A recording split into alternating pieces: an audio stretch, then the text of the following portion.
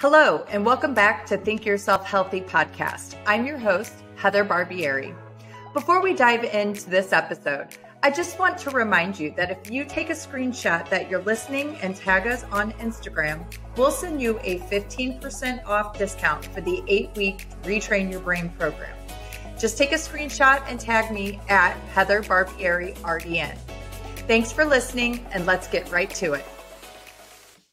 Hello, everybody. On today's episode of Think Yourself Healthy, we have amazing Kristina Furia back to talk all things spirituality. And today we're going to be going into part 2 and kind of really diving into the complications that can occur as a result of our awakening process and our spiritual beliefs and how they might differ from others. And not just our intimate relationships. I'm talking all relationships. Personal, professional. I mean, it impacts every part of your life. So I know for myself, this has been something that has been a big challenge for me to have to navigate over the last few years as I've had my massive awakening since 2018. And I believe that this is something that most people face. And so, Kristina, I'm really excited to be able to talk to you and kind of have you share a little bit of your own personal experience as well as my own to help navigate with the others how we do this. Oh, yeah. Thank you so much, first of all, for having me back. I'm really excited for this part 2 because you're absolutely right. It's like the natural and inevitable shifts that our interpersonal relationships go through as a result of our own spiritual awakenings and just process. I mean, it's major and it ends up being super consequential for better or worse. Absolutely. Yeah, absolutely. I know for myself that I have had intimate relationships impacted by my spiritual beliefs. For those that listen and know me, they know that for me, the spirituality piece has been the last piece of the puzzle that has fallen into place over my holistic wellness journey, right? Really trying to incorporate the mind and the body. I was in denial of that spirituality piece, not wanting to really truly embrace that and invite that in. However, once I was able to do that, it was the most life-changing experience that brought me together and unified my mind, body, and spirit and soul. And as a result of that, it's created some, communication problems, just overall interference with connecting with others in a healthful way. And then in some ways, there have been incredible relationships that have been cultivated through my, shift in spirituality. So let's talk about it. Whew, yeah, let's talk about it. So do you want to go first or shall I? Go ahead. You take us where you want to go. So, what I've recognized over the history of my evolution is that in previous intimate relationships, I have always called in atheists, non-believers, people who had zero spirituality whatsoever. And I always had some form of spirituality. I just was confused about what it really meant and what it meant for me personally, all through religious indoctrination. And, we discussed a lot of that in part 1. But it's interesting because I'm like, okay, this is teaching me something. Right? What is this here to teach me by calling in all of these atheist partners? And in my opinion, they were roadblocks to kind of keep me from really stepping into my spiritual power and really being able to embody that for myself. So I've had to let those relationships go, and for the better, because then it allowed me to actually be able to step in to that empowerment and marriage and unionship with the spiritual. Yeah. I love that you said, those were like roadblocks, because as you were saying that, I was just having the thought, that to me, it feels like unconscious defense mechanisms that got put into place just to keep you from having to face truth, right? Because when we're not ready to know truth, especially this level of truth, like truth, when we're not ready, we will generally speaking, in a completely unconscious way, we will find whatever we can find to barricade ourselves from that truth. Like for me, for example, for just one example, because there are many, I affiliated myself with a institution, a psychoanalytic institution that was like the branch of psychology that completely blocked out spirituality. So it was kind of like a jump off from like Freudian theory. Right. Freud is very closely associated with Jung. Carl Jung, loves him some spirituality, like books about the soul and all of this. And I was like, no Jung. I don't want any Jung. Give me Freud, who's like, there's no soul. I mean, Freud didn't literally say there's no soul, but like he wasn't interested, right? He didn't want to go there. And so I associated myself with an institution that was like, we are anti-spiritual, we're anti-everything related to God, all of that. I studied there for 6 years, right? It's like unconsciously, I connected myself with a group of humans who would keep me safe from truth. I love what you're saying here, because so often when I'm going through diagnoses with mental health, there will be a diagnosis of spiritual confusion. And I think, and immediately when I see that diagnosis, I know that person is most likely going through their awakening and they are not being validated and accepted through the system. They're being confused even more, which then tends to put them in a state of psychosis. Absolutely. And what's most ironic about that is that I can't remember the exact definition, but like the true definition of psychology, like integrally relates to spirituality. But as with most things, we like butchered it and turned it into something We've else. Picked and choose what benefits, right? It's chosen information that supports a bias. Yeah, and in the case of psychology in particular, I mean, it's been really manipulated by the healthcare system, because ultimately with healthcare, it's like, okay, what could we do that's going to be the most efficient, that's going to give us the most bang for our buck? And so cognitive behavioral therapy became the end-all be-all. Nothing wrong with CBT, but it's not the end-all be-all. And quite frankly, if you only do CBT and ignore all of the rest of the aspect of the human experience, you ain't going to get that far. Exactly. Yeah. Yep. You are so on point, my friend. So there's a lot of people out there who are really suffering right now as we're going through this massive acceleration of an awakening. And it's creating so much chaos in relationships right now. And the thing is that this is actually happening for us. You know, all of this confusion and chaos that's being cultivated in society through our interpersonal relationships is intentionally happening for us to step into our highest and greatest good. Yeah, 100%. I mean, at the beginning, well, not the beginning, my like awakening was January of 2019. So just about 4 years. You and I were very similar, my friend. November of 2018. Oh my gosh. Yeah, it was 18, November of 2018 is where that. Aww. Yeah. So you and I are just 2 months apart. Yeah. That's so funny. I love that. So where was I going with that? Well, with the awakening, you were saying, yeah, sorry, I'm with you. So yeah, it wasn't the very beginning of my awakening, though at that point, my new marriage was already struggling. We'd been together for like 7 years or something, but newly married. And then, at this point, like 15 months ago, I ended up getting a divorce. And, you know, ultimately, it's not like it was this thing where it was like, well, I'm spiritual now and you're not. It wasn't that. I mean, my ex-wife is a beautiful person and she's also spiritual in her own way. But really, it's when you become activated in this way, become activated by God, anything that's not true and real falls away. Yeah. And if you resist that, you suffer. Absolutely. So I was actually from January 2019 to July 2021 or whatever it was, you know, I was suffering a lot because my marriage wasn't correct for me. And I was trying to fit myself someplace I didn't belong.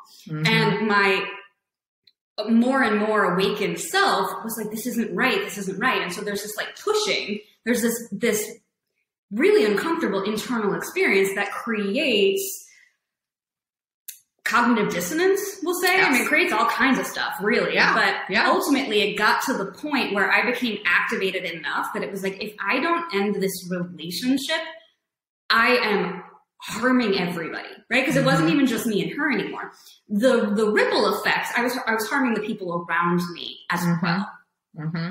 So was there any kind of physical symptoms that presented for you that were helping to kind of get your attention to say, hey, Kristina, this relationship isn't working right now, and you're going to have to take necessary action. You're ignoring all the flags, so I'm going to try and speak a little louder to you. Did any of that occur?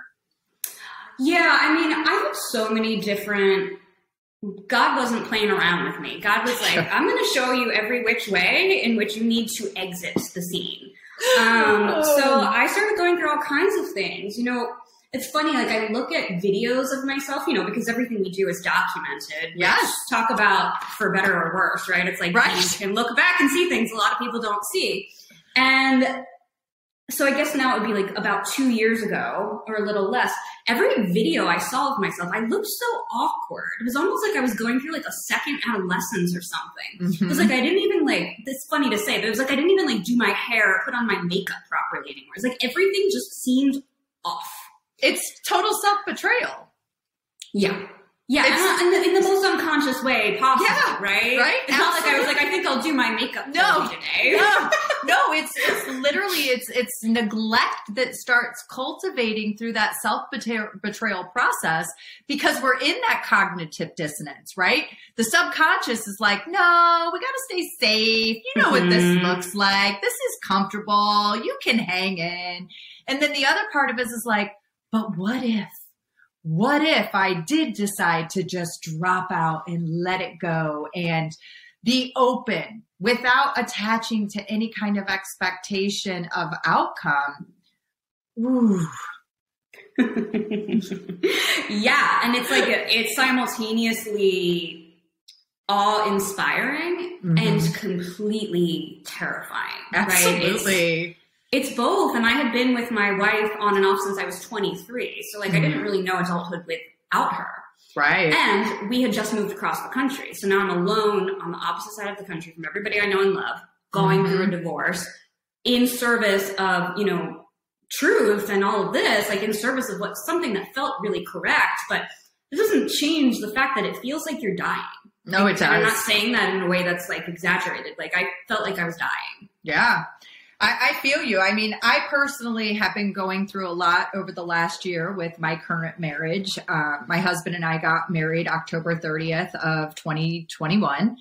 And within less than a month of us getting married, he ended up coming down with COVID. I had gotten COVID a month prior to us getting married. And this started just wreaking havoc in terms of our own intrapersonal relationship that was happening with all of these things that were occurring from a physical and a psychological place.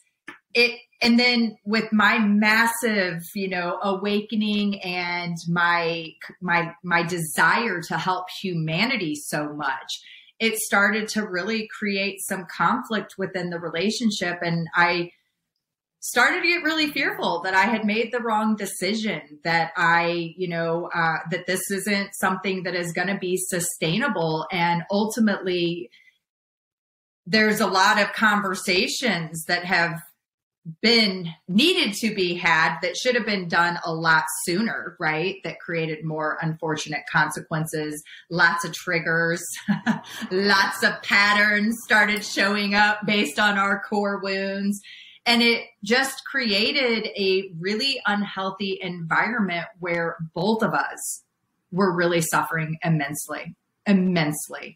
And we knew that this isn't healthy for either one of us. This is not going to facilitate what we both desire on our own individual paths. And so we've had to modify our relationship currently as a way to support our own intrapersonal growth, as well as potentially helping come back even stronger together as a unit through our interpersonal growth that we recognize through that intrapersonal work.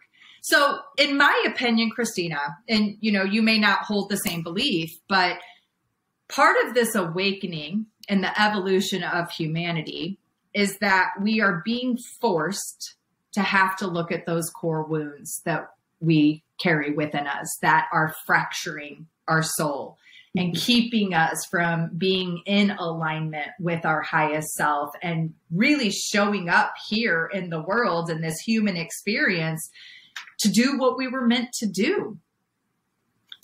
Yeah. Right? Yeah.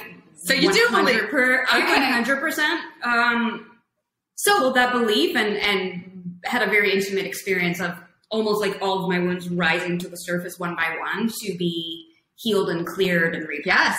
Yeah. And the analogy that I like to use with others is that this healing, with the way that our subconscious brain works and our neuroplasticity and this whole healing from a cellular level from all of our traumas, it kind of is like a wound, right? You get a cut and the healing is going to start at the surface, right? We're going to pull the skin back together so that we don't have loss of blood. The healing is going to be very superficial. And as we start to address those superficial things that are happening in our life, all of a sudden the subconscious says, oh, hey, remember that thing that happened to you when you were 21 that you suppressed as a way of disassociating to stay safe and alive? You're ready. There's room. We've got the energy now. The surface stuff is done and we can start to go deeper. So in my opinion, with this whole healing movement that is happening right now, there's some disservice that's happening because we're thinking of it from a linear perspective, right? It's kind of a one and done. I'm going to do the work and then I'm healed. But ultimately, the healing never really ends because once we've gotten through this lifetime of healing traumas, we then get the ability to start going into the generational traumas and past life traumas that we carry forward with us that are stored in the DNA of our cells and activated through our ability to remember who we are and be okay with that. Listening and embracing that intuitive knowing. That's what this awakening is really about, in my opinion, so that we can start showing up the best version of ourselves to start helping humanity co-create with Mother Nature instead of all of this division and survival of the fittest that we've experienced through the patriarch up to this point. Yeah, absolutely. I mean, so well said. And, you're absolutely right. It's like the healing is never over. It's never done. But healing without spirituality, really, it has a missing component to it. And so therefore the healing will be, to use your word, more superficial, right? It's like when you allow yourself to view yourself as the spiritual being that you are, as a soul being having a human experience, you open yourself up to another layer of healing. And I love that you mentioned healing, past life traumas and ancestral traumas. I mean, those are things that if you said that to me a couple of years ago, I'd be like, yeah, like whatever, sure. And then you go through it and it's like, wow, I didn't understand. I didn't understand it could be possible that all of this could actually purge through me. Like, and it does. It just does. And I think that part of the problem with people being able to wrap their brains around this idea of past life traumas and generational traumas that are being stored at a cellular level is the religious indoctrination that there is no such thing as reincarnation, right? It's a one and done. It's a one and done. So that creates a lot of confusion and conflict within self because self knows, oh, no, I'm energy. And energy cannot be created nor destroyed. It's just redistributed. And so ultimately, science knows this, but we won't accept it. And so we just keep confusing everyone with this whole idea of absolute death. Yeah. And, real quick, I just want to say, when I had the understanding of this idea of reincarnation and what it truly is, it made me look at death in such a different way. Mm-hmm. So many people fear death that they aren't living their lives because they're so scared of the death part. And that's where the doing comes into play. And we're meant to be. We're not meant to be constantly doing. We're meant to be. Yeah. Mm. Yeah. I mean, you said so many things that are so good. It's like, first of all, as far as the science piece, it's like science is actually in many ways, I'm thinking like Joe Dispenza in this moment. I can't remember exactly how he says it, but he says like science is basically like the study of the mystical, right? It's like things that were spiritual concepts for many, many, many years are now being studied through the lens of science. Mm-hmm. And so actually science could be supporting us so much more, like mainstream science could be supporting us so much more in this human evolution forward. If, to your point, we understood things like energy can't be created or destroyed. Mm-hmm. You don't just have one life. What kind of BS is that? That makes no fucking sense. I know. Right? I know. But I had somebody ask me really recently, somebody who I don't think of as unwise, mm-hmm. if I thought that people reincarnated multiple times. And when she asked me that, I was like, I almost thought she was joking. And then I was like taken aback, but she meant it. Mm-hmm. And, you know, she's somebody who grew up in the Catholic religion. So it's like, we haven't been given the right information to be empowered. I was raised Catholic, and I was raised with this belief system. You sin, you go to hell. Mm-hmm. It's a one and done. You're going to burn forever in misery. And in my personal opinion, we're already in hell. And now we're working our way back up to heaven. Mm-hmm. Mm-hmm. And really what it is, it's an elevation of consciousness. It's an elevation of consciousness that is helping us to reach those higher vibrational frequencies. And I was watching Instagram stories this morning before I rolled out of bed, and a guy was doing a motivational story, and he said something about your frequency is frequently what you see. And I was like, that makes so much sense. And here's the thing. What I loved about this is that, you know, when you're not learning your lesson because you're in that cognitive dissonance or in that ego and denial and not wanting to accept that change needs to be embraced.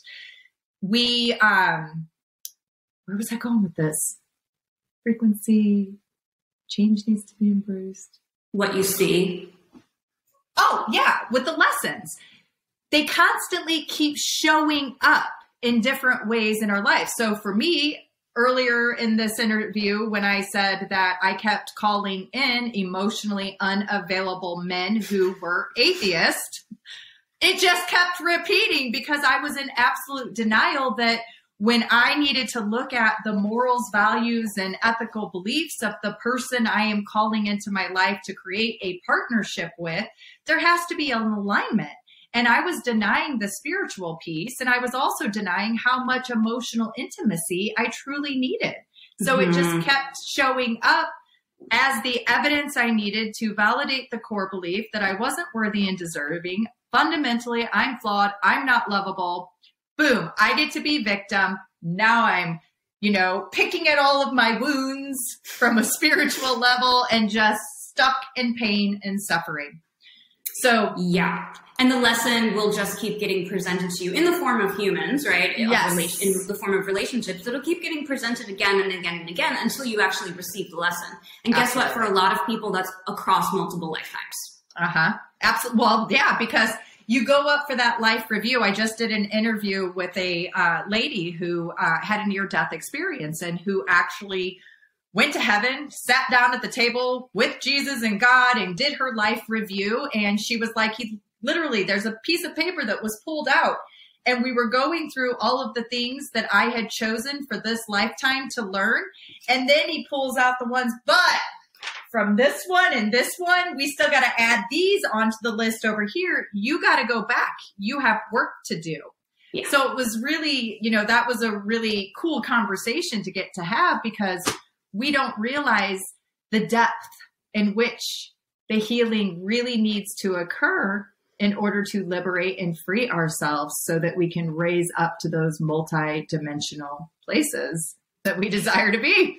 Yeah. And keeping it kind of on theme with this, relationship piece, it's like,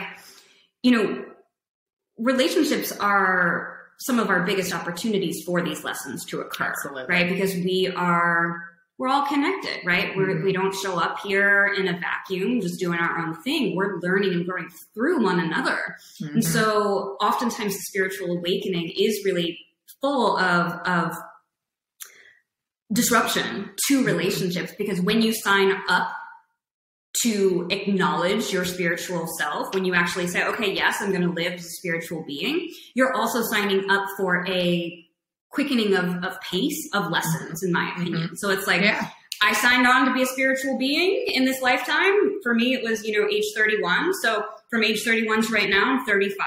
The lessons have been absolutely wild. And so many of them have been relationally based.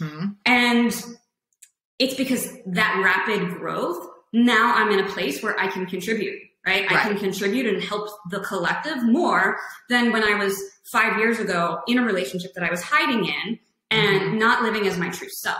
Absolutely. Absolutely. And through these relationship challenges, when we get triggered and we start playing out our patterns of reaction, this is really where there's so much opportunity that can be created for behavior change. And in my opinion, the relationship, by having these challenges and dynamics, they can help you expand in exponential ways if you have the ability to see it through the lens of growth and not through being stuck in the victim mentality. I think that that's where a lot of us get caught up. And even in my current relationship, I found myself victimizing myself a little, thinking, did I make the wrong decision? Have I not broken my cycle? Am I still calling in, the same kind of things that I have in the past? And so for me, with this current situation, my partner, we both have to kind of be open to doing the work. It can't be just a one-sided situation. And we go into partnerships, especially marriage, with this idea of death do us part. It's a one and done, right? But I don't believe that. I believe that we make soul contracts with each other, and they're for intentional lessons that we're supposed to learn, and that there is hope for evolution and growth together that could, continue to maintain against other lifetime experiences. But we're conditioned so differently. And we just, I know one of my patterns is run. As soon as conflict starts to create, I'm the runner. And it wasn't until recently where I had my awareness. My mother and brother came for a visit, and there was a little family conflict that was happening, and my mom got really upset, and her default state was, I want to go home, getting very emotional, crying. I want to go home. I don't want to be here. I don't want to talk to anyone. And in that moment, I was like, ooh, that's me. Oh shit, I'm doing that in my own relationship right now. Like, I see now where I'm showing up with these patterns and acting out in a way that was conditioned into me. It's not my authentic true self. That's just my defense mechanism that I've built for safety and survival. Yeah. Yeah. I mean, so many important things that you said there, but what really stood out to me was something you said at the beginning that really speaks to just this idea that, like, you were saying about soul contracts and, like, this till death do us part thing. And it's like, yeah, some people are going to be together for the rest of their lives, and perhaps that's the soul contract that they made.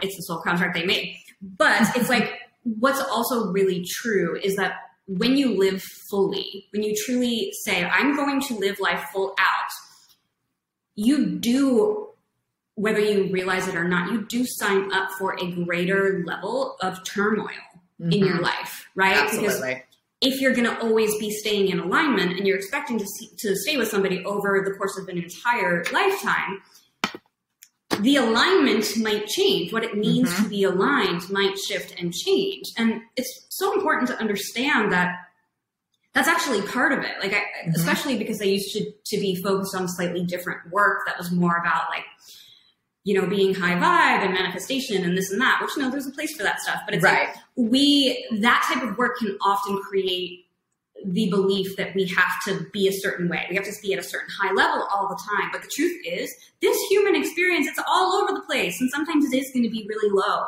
And it's going to be hard. What you're speaking to, in my opinion, is what I would call spiritual bypassing, where we are just completely in, you know, and there's so much of this spiritual bypassing that is happening right now in the spiritual world that, you know, I'm like, oh gosh, we got to do something about this because this is not the answer. But at least it's kind of a lead into potentially the right direction, I think. I think that both you and I took similar approaches, and we discussed this in episode 1, where there was a more comfort with embracing universe and manifestation and those kind of things. But ultimately, it got to a point for both of us where we knew this is superficial. I got to go deeper because this isn't going to cut it. And as a collective, these are the conversation and things that we need to be talking about so that we can embrace and empower one another to truly accept where we're evolving to. Yeah. And if you look at soul life trajectory, so not human life trajectory, but soul life trajectory or soul evolution, ultimately, that place that you just described we used to be, which does have this sort of slight spiritual bypassing vibe to it, that's a stop on the journey, right? Exactly. And so for me, in this last year, as my work has transitioned into what I deem to be far less spiritual bypassy, you know, like much more this is truth, like anchored in, people that have followed me for years, not just like followers, but also fellow content creators in the spiritual space. I'm talking people that have followed me from almost the beginning. Some of those people have left. And it's like, well, why did they go? It's very easy to personalize it. But then when you look at it more closely, it's like, oh, they left because I'm triggering them to the places that they haven't been ready to look at yet. Yes. No, that's exactly what is happening. And that's the thing. We have to be okay with that. And it's, you know, I know for myself, I was very intimidated from a social media perspective, to start really speaking out about my true beliefs and this knowing that I have within me without the validated evidence from science to say, yes, what she is speaking is absolute truth. But I believe that part of this spiritual evolution that we're having is to be able to step into the authority of really embracing that intuitive knowing and saying, you know what, I don't need the facts. I don't need the evidence. I already have everything I need within. And for me, this is my truth and I'm okay with that. And you don't have to accept it. And when we step into that power, that's huge because no one has power over you anymore. Like there's no one who can touch you at that point. Yeah. But for me, starting the journey, I was very fear-based. I wanted to start talking about this shit in 2020. And I was like, I'll do my Retrain Your Brain program. That'll be the easiest way for me to start pulling them in to these concepts without totally shaking their world and creating a significant cognitive dissonance within them, right? But I've gotten to the point where I'm like, no, it's not cutting. It's no longer fulfilling. That is not enough for me anymore. I have to go deeper and we have to really talk about God and being our own source of power that is connected with that higher source. You know, we're amazing. How cool is it, in my opinion, that we incarnated here and we signed up. We're like, okay, so I'm going to get amnesia. And I'm going to forget everything. And then I'm going to go through this journey And there are going to be things that trigger me to try and wake me up. And then ultimately I'm going to come to that point where I can wake up and have the realization, holy crap, how powerful am I that I signed up to come here to planet Earth to do this work. But sorry, you get to the point which you're at right now, where now you become the trigger. Yes. Right? Yes. Yeah, you become the trigger because you are mirroring to others what is within them that they're not willing to embrace and see and do the work with, which is why there's so much conflict in our relationships, right? Mm-hmm. And so I know in my own marriage, this has been the most beautiful, incredible experience that I've had with what him and I have had to go through over the last year. We're getting ready to have our first anniversary coming up in October.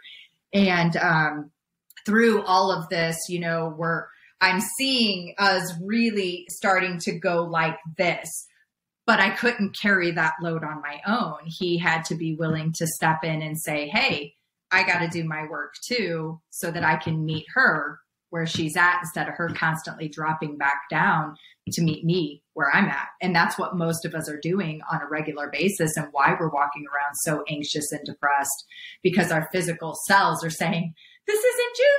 This isn't your truth. This isn't what is meant for you. Yeah. And there's a lot of bravery that's involved in being willing to live this way, right? Mm-hmm. Like, it's funny. Somebody the other day said to me that I'm one of the strongest people that they know.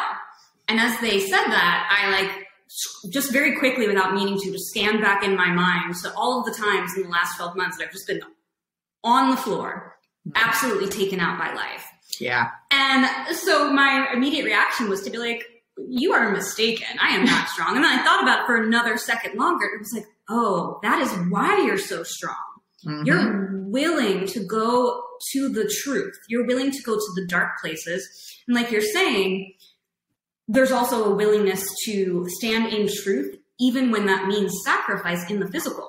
A lot of my relationships have fallen away in the last year. On Instagram, I've lost thousands of followers. In many ways, I'm the least popular I have ever been. Yeah. And guess what? Same. I am the most grounded in myself and empowered by the decisions that I make and the words that come out of my mouth than I have ever been. Yeah, I feel you, sister, so hard on this. Every day I see my following going down by hundreds, and I'm like, taking a deep breath, and I go, you know what? I'm on point. I am heading in the right direction because I am triggering people. It's creating a lot of discomfort with them, but through it, it's planting the seed. Mm-hmm. It's planting the seeds. It's planting those seeds. And then later, if they choose to sow and cultivate them, great. If they don't, it is what it is. But at least I had an opportunity to plant the seed, to help spark something within them, to be that activator. I know for myself that one of my mission purposes here is to be an activator. It's to activate within others what is true and really meant for them, which I am so grateful to be able to be that person and have these really triggering conversations and talk about all these controversial, or what we would now call conspiracy type theory of, this whole human experience. It's exciting. It is exciting. But very painful. Yeah. And it really challenges all the parts of you that, just want to stay safe and that just want to be liked, right? Like such a big part of this for me, a major piece of the lessons for me in this last year has been accepting that I am still worthy. I am still lovable, even when somebody clicks unfollow. Absolutely. Even when somebody who I thought of as a friend is like, I don't know what the hell you're talking about, right? It's like my worth is not shaken by another human being's choice, right? Because ultimately, like we're talking about, they're just on their own journey, and I'm poking and triggering at their stuff the way they're poking and triggering my stuff, and we're just doing what we're all meant to be doing. Absolutely. And so to that, I'm going to share a little story. I sent my father a Father's Day card, and him and I have not been on speaking terms since early 2020. He is very threatened by anyone who is embracing their healing journey. He's very much in denial of wanting, he's in refusal. And so I, amongst many of my other family members, have chosen to be the disruptors, to do the work and reap the most amazing benefits from it. So I sent him a Father's Day card. My mom came out to visit and she says to me, she's like, Heather, what has happened between you and your father? He refuses to open the card that I sent him for Father's Day. And so here's where I know how much I've grown. I have severe abandonment and rejection issues, especially related around my father, father wound. My biological father left it too, and then my stepfather, he stepped in it 4 years old. So he ultimately was my father figure. He was the one that walked me down, when I got married the first time. He wouldn't come to my wedding. He wouldn't come to my second wedding. And so... wow.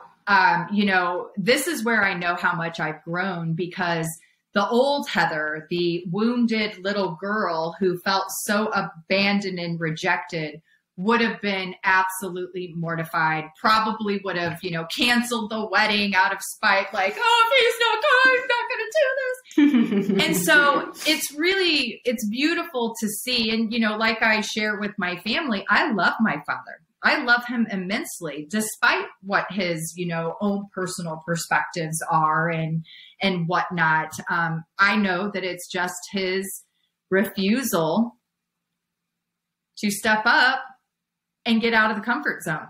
Yeah.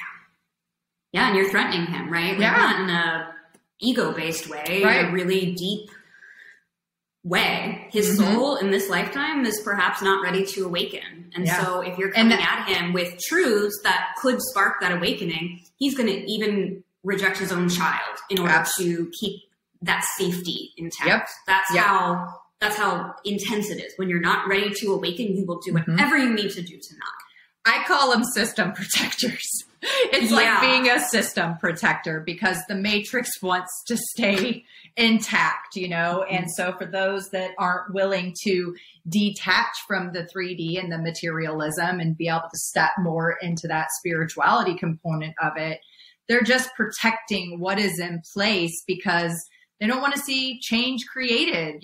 Change is so threatening on so many levels to our ego. So frightening. So yeah, I myself, I've really experienced a lot. Some of my dearest friendships over the last several years are no longer, which it is what it is. I only can see compassion and love for those that want to have, negative comments, who want to speak out and try to, cancel me and all of that crap. It's like, bring it on, because I'm untouchable. I am so sturdy in my belief and my knowing that anything you throw at me, it's not going to shatter me, because I have brought all of those fractured pieces back, and I can stand in that power and speak the truth and not feel threatened what others' perception of what I am speaking triggers within them. Yeah. And that fractured piece that you're saying, those fractured pieces or parts, like, you can't really piece those all back together again without the spiritual component, right? You can do some of it for sure. I did a lot of healing, a good superficial without spirituality, but the superficial, you're not doing the whole thing. You have to incorporate the soul and the soul journey in order to really experience that wholeness. Absolutely. I feel I'm getting goosebumps. This is resonating as absolute truth. Our physical bodies, whenever we're in alignment and we are speaking a truth that we don't maybe have actual evidence for, our physical body will present symptoms to us. So we'll get like a tingling in the foot or a very itchy foot, or we'll start getting goosebumps on one side of the body. We'll get ringing in one or the other ear. We might get that activation of the crown where we start to get tingling at the top of the head. And all of that is energetic. It's energy that is opening up and flowing to the cells. So it's so exciting. Yeah, totally. At the beginning, you asked me if I experienced physical symptoms, and I kind of answered you a little bit, but not fully. I started experiencing heart pain just literal heart pain, not generalized chest pain, but pain in my heart. And I was like, what is this? And of course, now I realize that it was my heart chakra that was awakening and also purging and clearing. And the heart in particular, when you're feeling anything in your heart space, and including the entire chest as well, the access to the soul when we're in a human body is through the heart. So if you're feeling something in there, that's like your soul like poking. I see it as like the soul is inside of the heart, like poking from within. Yeah. Endeavoring to speak to you, endeavoring to show itself to you. It's trying to open up that portal to our higher selves. So I'm really glad that you're bringing this up, because it was a little over a month ago, my husband and I, we were having a conversation, and it was a kind of like a conclusion type of situation where action had to be taken. What we were doing no longer was working. We knew that there had to be some separation that needed to occur. And while I was lying in bed, I was just hysterical. I mean, I am bawling. I am snot just running down my nose, down the side of the mattress. I'm too distraught to get up to get, the tissue. I am just an absolute emotional mess. I was purging. That snot coming out of my body was purging. But here's what happened. He held the space for me. Okay. He literally held the space, allowed me to just hysterically cry, knowing that there was nothing in that moment he could absolutely do for me. But just having his physical presence and him holding the space, just saying, it's okay, let it go, release it, cry, let it go. All of a sudden, I had the biggest activation in my heart portal that I have ever experienced. And it literally felt like it went open, and then this energy just started projecting out that overcame my entire body. It felt like it was radiating in the whole room. And what's so cool about this is where I know I had an activation that raised my consciousness to a place of higher enlightenment. Because shortly after that, a couple weeks later, I ended up watching that Jeffrey Dahmer series, God Whispered, and told me I had to. And I was like, this is so weird. But in the end, all I could feel was compassion and love. And it even allowed me to have an immense amount of compassion, love, and understanding for my partner and what we're going through right now that helped me drop out those, I got to just leave, I'm out. It was the thing that needed to happen for me to say, oh, you've got work to do, and this is exciting. Yeah, that's a purification process, right? And the more purified we become, the more aligned we become with love. It's like, especially as you purge from the heart space. Right? Absolutely. I purged out the stuff that was blocking me from being the love that I am. Once it's cleared out, you do find love in everything and everyone. Yeah. So for me, what I believe was happening in that moment is that my higher self was choosing me. And I no longer was in a fear-based state of trying to cling on to the relationship for, expectation of outcome and conditioning and all of the things, where I really realized in that moment, if it is meant to be mine, I have to let it go. And if we are meant to be together, we will individually take responsibility for the work that we need to do, and then collectively come back together and try to marry that in a positive way. And so by me letting go of the fear of saying, you know what, maybe a separation is best. Maybe we can't live under the same roof right now and do this work together. And we have to do it individually and find a way to create intimacy and trying to recultivate that unionship that we, a year ago went into.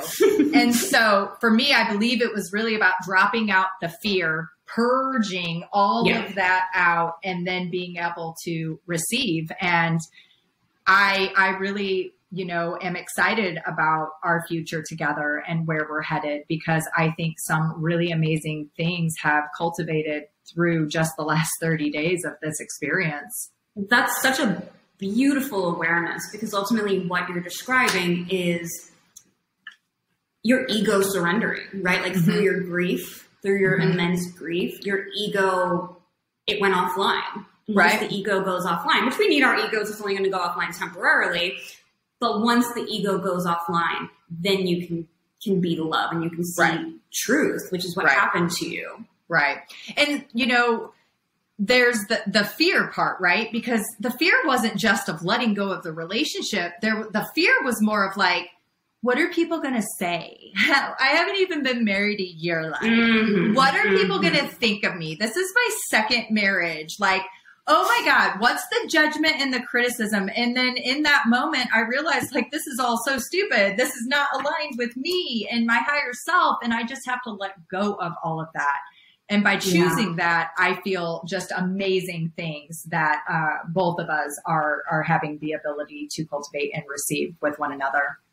Yeah, those ego stories, they're fear-based. And they are. The higher self knows nothing of it. The higher self doesn't give a shit about your ego stories. And that's why when the ego does surrender, it's like a whole new world opens itself up to you because the ego is so limiting. Right. I recently heard this concept that I absolutely loved. I was like, oh, that makes so much sense to me. People are always like, yeah, but you got free will, but like, what about destiny? And then it's like, oh, okay, destiny. I got to take destiny into play. How do I answer this question? And I recently heard this concept, and this made so much sense to me. They said, destiny is your higher self's free will. That's beautiful. Right? I was like, oh, that just connected another piece of the puzzle to put this all together because I couldn't figure out how to bring destiny into the situation with free will. And I was like, oh, that makes so much sense. That's a beautifully concise way of thinking that through. Yeah. So for me, the way that I, interpret this is kind of like one of those timeline moments where the higher self says, we realize where you're heading and we're going to intervene with our free will. Our higher self's free will. Right, which is an activation of the highest timeline for your life. You got it. Exactly. How cool is that? Really freaking cool. What if the whole rest of the world knew this information and could really just step in and embrace it? Where would we be as a collective, right? Yeah. We would be in such a much better state. Regardless, this is happening. There is no stopping this. So the more individuals who choose to step into their own responsibility and accountability for their healing process, the sooner we can get out of this. Otherwise, we're just going to continue to delay this out from a collective piece, but no matter what, it's happening. Yeah. And guess what? If you're here on Earth at this time, if you chose, because you did choose to come here onto Earth at this time, then you're meant to be a part of this. You're meant to be a part of humanity's up level. Absolutely. Man, Kristina, it is just such a joy to always have these kinds of conversations with you. And one thing that I am grateful for is as other collaborations and things fall away from my opportunity for being brave and stepping into my truth and claiming my spirituality and saying God is number one, God is my creator. I'm so blessed to have an opportunity to create a deeper and more intimate relationship with you. I feel the exact same way, truly. It's been such a blessing, and I really, really believe that we'll do something beautiful together. These podcasts have also been beautiful, of course, but there's more to come here. For sure. Absolutely. Absolutely. Well, Kristina, thank you so much. So tell the audience what you got going on, how they can connect with you, how they can work with you, how they can be supported by you. Yeah, absolutely. So everything runs through Instagram for me, so you can find me at Your New Frequency. And I've got all kinds of stuff going on right now. I have a new program coming out called Awaken, which is a 3-month program to really bring you to the place of deeper awareness, a deeper connection to your higher self and the power that does exist within you. So that's an option, as well as I've got all kinds of free stuff that you can find on my page. So yeah, Instagram, Your New Frequency is really the number one go-to for me. Well, thank you so much for being so vulnerable and transparent and being so brave and courageous to share your truths with the rest of the world, because I truly believe there are a lot of people listening who needed to hear this conversation and are feeling hope for themselves.